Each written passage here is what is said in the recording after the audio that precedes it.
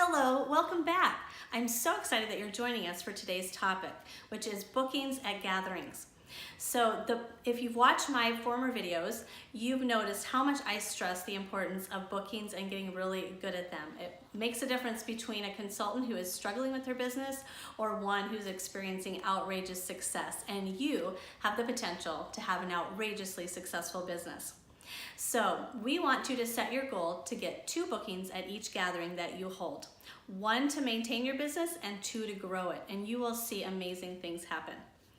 So I'm going to just share with you some of these tips and how at your gatherings you want to make sure and do these things to plant those booking seeds so that when you meet with your guests one-on-one after the gathering has ended and you ask them, how would you feel about booking a gathering, they know exactly what that means.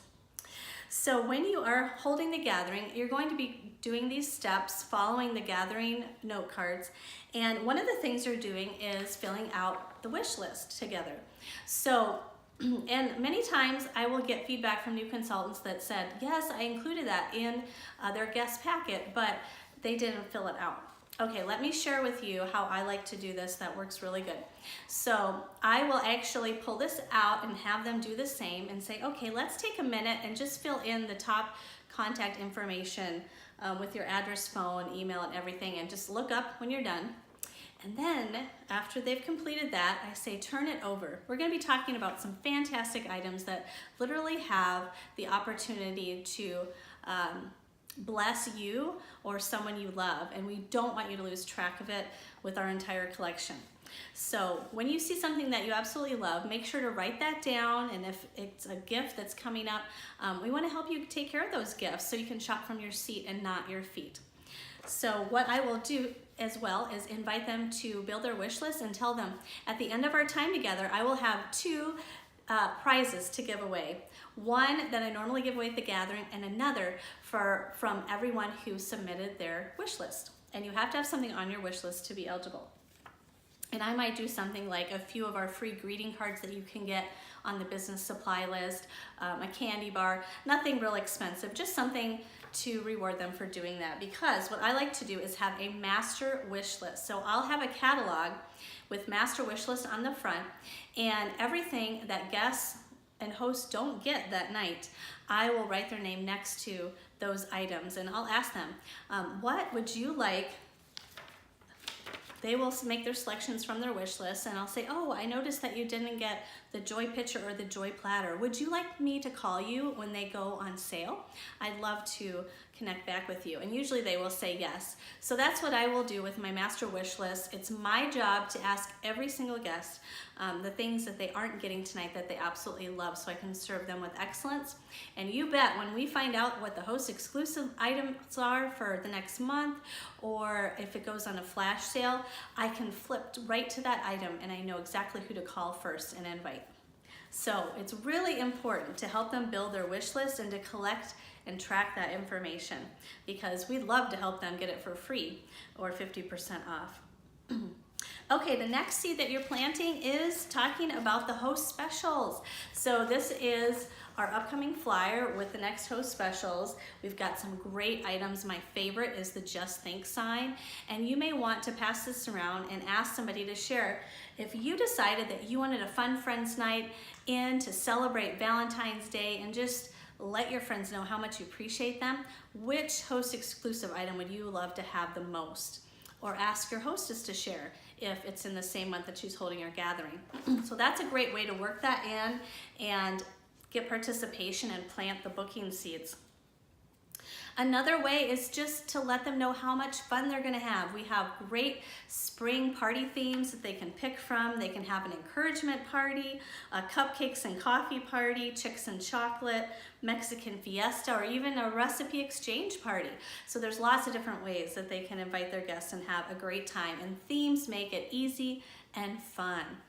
Another booking seed that you we'll need to talk about is the host bonus items. So I shared that on a previous video, but I would bring that up again and just say, you know what? We get to treat our hostesses like queens. There's so many different ways we get to bless them. And one of the ways is just for picking a date tonight at Sally's Gathering within the next 30 days, you're gonna get to pick a special bonus item just for getting a few friends together.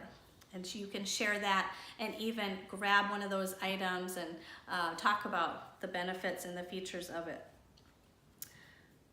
And remember, when you start the gathering and you're thanking the hostess for getting her friends together, you're presenting her host bonus item. So that's a booking seed that talks about the bonus item too. And finally, when you are sharing about the hostess rewards, at the end of that, you get to ask them. I have 5 love letters for our drawing that you'll get right now if you know that you want to be one of Sally's bookings at her party, and she'll get blessed with a half-price item at your party.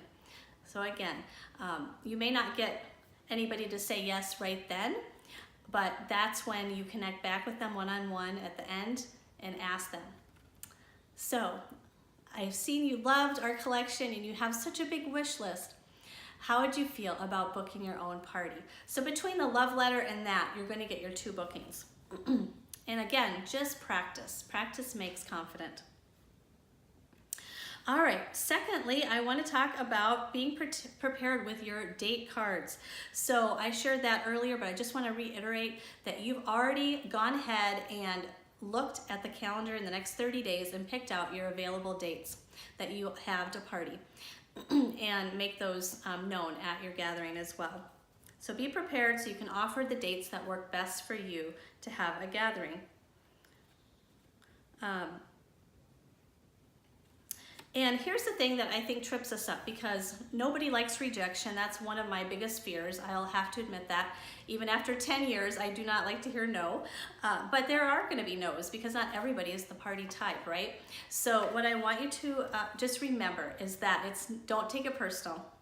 It may have nothing to, it doesn't have anything to do with you if they say no. It could be a slew of different reasons why they decided not to book a party.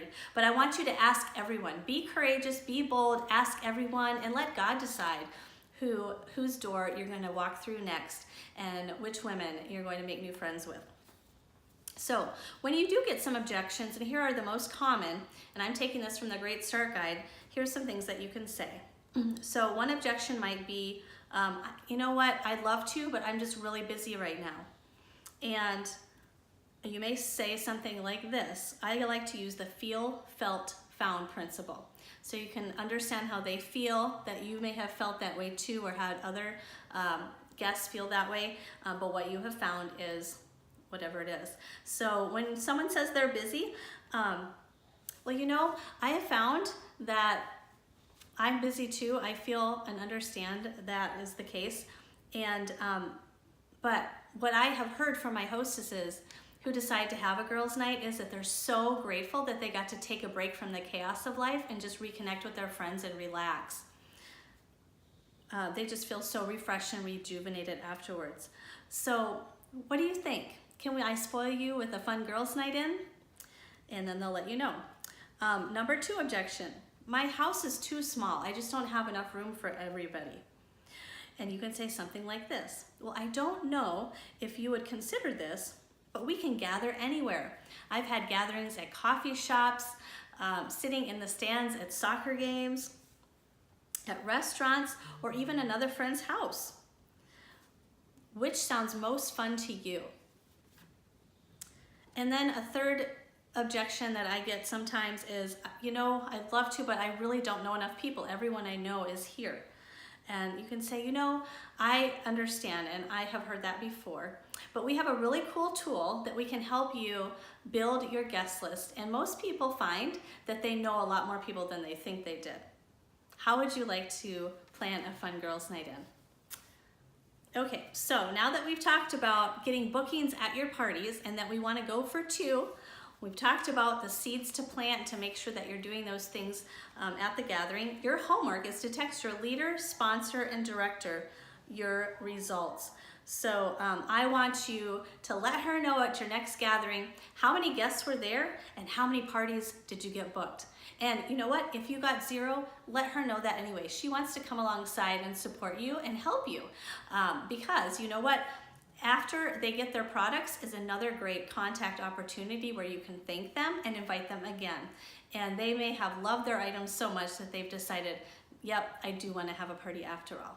So keep connected to your sponsor, your leader and director, and allow her to help you, guide you on this journey. And we are just going to soar together. See you next time.